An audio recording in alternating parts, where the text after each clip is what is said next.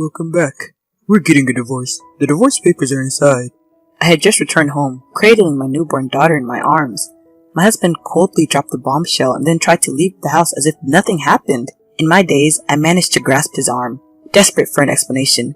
What do you mean by divorce? You need to explain properly. I don't understand. Nothing much, just that I don't love you anymore. His words left me with nothing but despair. Was I the only one who was thrilled about the life that was about to begin with the three of us, now that our child was born healthy? And without even glancing at my daughter's face, my husband left with a large suitcase. My name is Mary, and I'm a 35-year-old stay-at-home mom. I'm a bit timid and was drawn to my husband's proactive personality, which is why I started dating him. A year later, I became pregnant and we decided to get married, with the sound of my baby's first cries. Wah! Wah! I finally met my little angel, weighing in at a healthy 6.6 pounds. She's a very lively girl. My adorable baby. I sent a photo of our daughter to my husband by email and then called him, but he uttered unbelievable words. What is this? Huh? She's not cute. Actually, she looks like a monkey. LOL. What are you saying? She's your daughter! After that, I lost all contact with my husband. No matter how many times I called, he wouldn't answer. I was shocked and couldn't understand why he would say such a thing to our child. Looking back, my husband never showed much interest in our unborn baby, and always seemed distracted. I had always felt uneasy about his indifference, but I was too busy dealing with severe morning sickness to address his aloof behavior. Throughout my hospital stay after childbirth, my husband never showed up, and my anxiety grew. Once he meets our baby, I'm sure Thomas will change. I kept repeating this phrase to myself like a mantra, but my wish didn't come true. My husband disappeared, leaving me and our newborn daughter behind. What should I do now? I don't have anyone to rely on. I have no parents, and my only relatives are my in-laws. My father-in-law is a quiet man who treats me kindly, but my mother-in-law is tough, and to be honest, I always felt a bit intimidated by her. Mary, how long do you plan to be a stay-at-home mom? Huh? Don't slack off just because you're pregnant. Find a job and work. Don't depend on your husband. But Thomas said he wanted me to take care of the house. I don't want to hear your excuses. From now on, you will have to balance both work and childcare. Got it? We never got along, so I felt that I couldn't rely on my in-laws. I was at a loss in this situation, but I decided to at least put my daughter to bed and open the door to go inside. However, an eerie sight awaited me. What is this? The crib I had prepared for my daughter, all the baby items, and even the furniture had all disappeared. All that was left was my few belongings and the divorce papers left on the floor. I couldn't stand and collapsed on the floor. Then my phone rang. It was my husband. Could it be that he regretted the divorce? Surely he'll reconsider and come back to me. With the sweet hope in my heart, I quickly picked up the phone. Hello? Is that you? Where are you now? Please come back soon. I forgot to tell you, but I sold the house. You need to be out by tomorrow. You're joking. What am I supposed to do? Maybe you should try being homeless. I was shocked. How much more does my husband want to hurt me? Overwhelmed by my emotions, I sobbed and pleaded with him for an explanation. First you tell me we're getting a divorce, and now you've sold the house? What have I done? Have you looked at yourself since you got pregnant? What do you mean? You looked so pale every day. I thought I was living with a ghost. He said that with a snort, and then he continued in a cold voice. I married you because you were a woman who would do anything I said, but now I regret it. What? I'm divorcing you because I'm tired of your timid personality.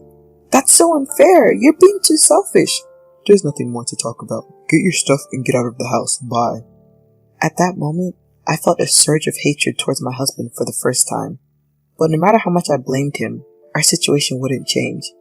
Feeling powerless, I decided to leave the house to buy diapers and formula that had been thrown away. But my daughter, who had been sleeping soundly until a moment ago, suddenly started crying and wouldn't stop no matter how much I tried to soothe her. Perhaps my daughter sensed my frantic feelings. Having been betrayed by my husband and losing our home, yet still having to do something for her sake. As I sat on a park bench nearby, trying to calm my daughter, an unexpected person appeared. You shouldn't take a newborn baby outside. How irresponsible can you be? Act like a mother. Mother-in-law? You really don't understand anything. How do you plan to take responsibility if something happens to this child? It seems my mother-in-law, who knew the date of my discharge, had come to visit our house. However, finding it vacant, she followed the sound of a baby crying and found me. As I was being berated by my mother-in-law, I felt a surge of emotions and began crying uncontrollably. Then, I felt a warm touch on my back. I didn't mean to make you cry, but why are you here? Where's Thomas? Please explain what happened. My mother-in-law was gently patting my back, trying to calm me down. Confused by her kindness, which I had never seen before, I slowly explained what had happened. Thomas did what? Unacceptable. If you don't have a place to stay, come to my house for now. But, no buts, let's go. I'll carry your bags. I was ushered by my mother-in-law and headed to her house. Upon arrival, she uttered words that left me astonished. Let's live together from now on. What? You don't have anywhere else to go, do you? Are you planning on becoming homeless with your baby? At least here you can stay out of the rain and have food to eat. Let's do this. I couldn't hide my confusion.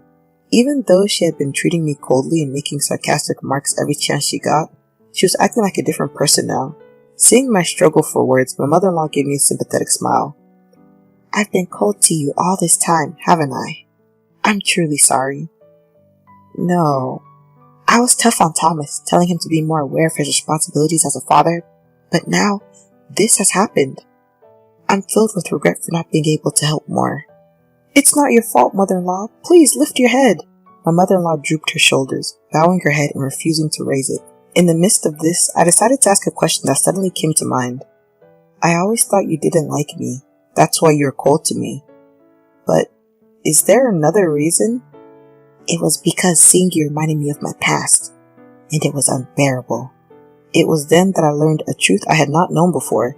The gentle and quiet man who was my father-in-law had been a womanizer in his youth. My husband, who was similar in character to my father-in-law, had also frequently caused trouble due to his relationships with women. And finally, my mother-in-law said, I just wanted you to be a strong, resilient mother. That's why I was harsh. I kept telling you to find a job so that even if you ended up getting a divorce, you wouldn't struggle to make a living. All of her harsh words had a purpose. I was overwhelmed with gratitude, knowing that my mother-in-law was truly a warm-hearted person. But why didn't you divorce my father-in-law, mother-in-law? I don't think I could bear infidelity. I would definitely divorce. That's because I was the one who was supporting our family all along. What do you mean?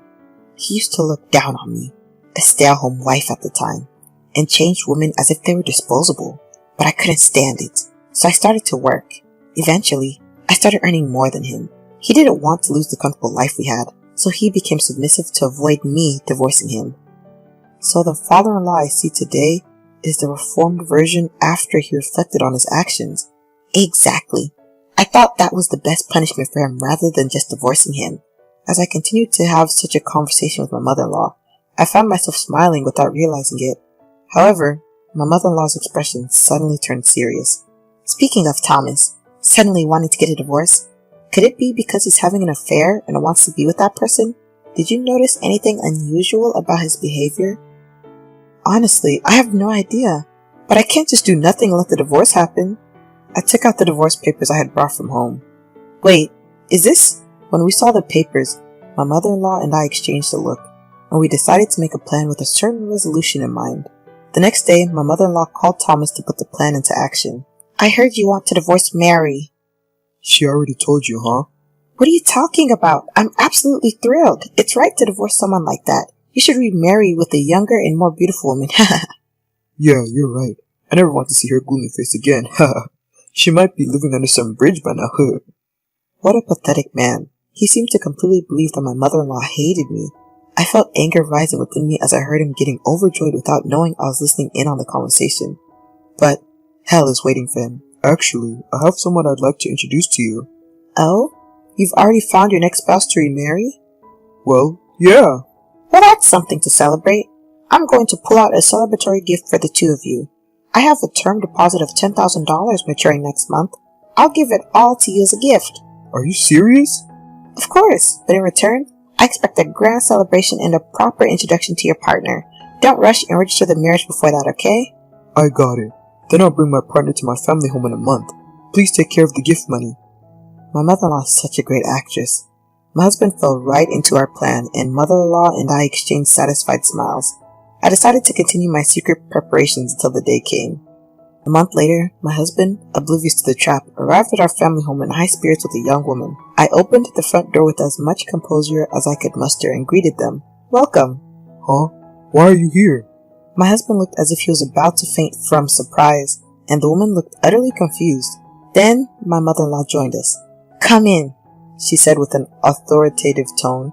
Overwhelmed, the two timidly entered the living room. Mom, what's going on? "Shall we start, Mary?" Mother-in-law smirked. I presented them with several photos of them entering a hotel and a report detailing their activities over the past month. "I'm suing you for damages. With this much evidence, there's no escaping it. Be ready." Hold on. How did you gather all this evidence? Mother-in-law took care of the detective's fees. She said it's best to leave these things to the professionals. Mom, why would you cooperate with her like this? Oh, am I wrong?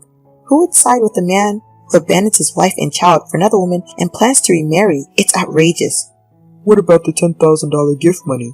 That was a lie to keep you from filing the marriage registration for a month. You tricked me. My husband was visibly upset, and the woman sitting next to him looked like she wasn't expecting this to happen. I thought we had finally managed to punish the two of them, but then my husband said something unbelievable. We're already divorced. You can't sue for damages by claiming I'm cheating on you now. Thomas is right. I'm not paying any damages. I was astounded at their words. The statute of limitations for suing for damages is 3 years from the time you find out about the affair. Confidently snorting at their ignorance, I decided to share a certain truth with my husband and the woman. You know, we're still married. Huh? I haven't filed the divorce papers you left behind. Stop messing around. Why haven't you filed them? I wasn't satisfied with you just declaring a divorce without any explanation. Moreover, did you realize the incredible mess you left behind the day you moved out? On hearing this, my husband and the woman, who were both confused, exchanged glances. I presented them with a certain document. This is your marriage registration form, isn't it? I thought we'd lost it. Why do you have it? It was overlapped under the divorce papers. You really are careless to leave something like this behind. I laughed. Yes, the document I presented was their completed marriage registration form. The day we found this out, my mother-in-law and I discovered that my husband, Thomas, was planning to marry his mistress. Even though our marriage was still ongoing, we decided not to divorce immediately, but to gather evidence to prove that Thomas was having an affair. I will never forgive you for abandoning our family, and you too, Laura. I'll make sure you pay the alimony. As I declared this, the color quickly drained from Thomas's face. However, for some reason, the woman had a triumphant expression on her face. Well, if you're going to divorce him, that's actually fine with me, she smirked. Huh? Because Thomas is rich, he can afford to pay whatever alimony he needs to, right?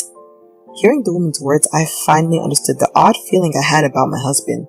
Thomas was by no means a high-income earner. Yet, when he appeared for the first time in a month, he was dressed in head-to-toe designer brands.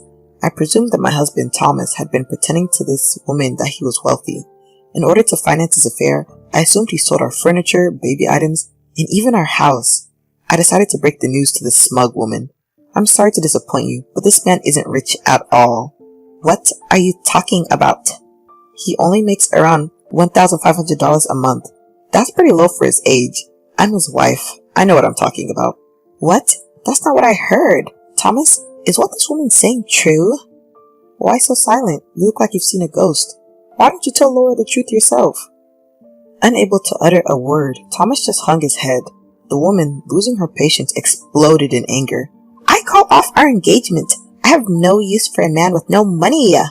Wait, please, don't abandon me. I had never seen my husband in such a pitiful state. As soon as the woman announced the cancellation of their engagement, Thomas fell to his knees, begging for forgiveness. I couldn't stand their display, so I interrupted them with the shout, Enough! If you want to fight, do it elsewhere. Get out right now.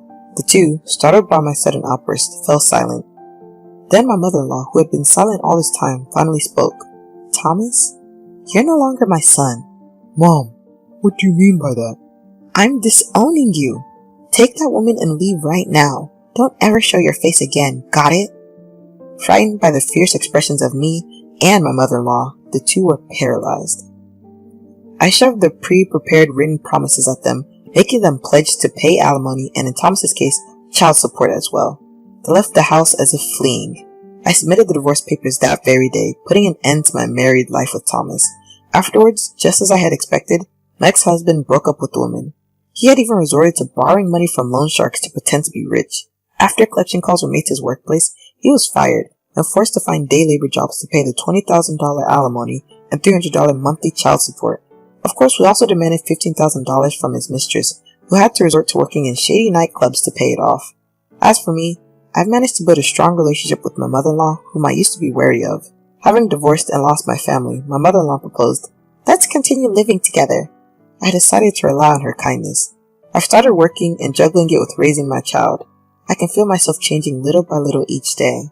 I think it's because I've become a mother and have someone I need to protect, and because I've been watching my mother-in-law up close. I want to continue living peaceful days with my beloved daughter and the in-laws who I want to cherish for the rest of my life.